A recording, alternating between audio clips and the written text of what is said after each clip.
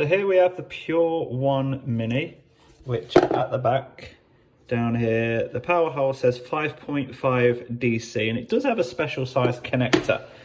Now 5.5 DC is the important part. So this one here has also got 5.5. It's got 1 amp. The amperage is allowed to be higher. It's only an available amount, and a device will only draw what it needs from the available amount. So the 5.5 volt 1 amp adapter is fine.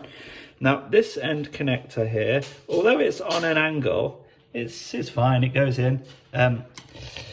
Your previous one was straight, but this one is angled. This flex here, it allows movement like this. So let's push it in. It'll show you it going in like that. A little firm press down, it goes in fine. There's no risk of damage there.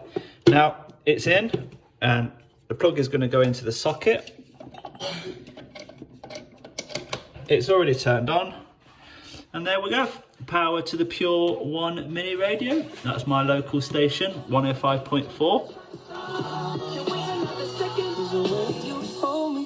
There you go, capital. It works perfectly fine with our replacement adapter. Now this adapter, it's very, very high quality. Behind this sticker, in fact, you will find a brand, and it's actually Panasonic.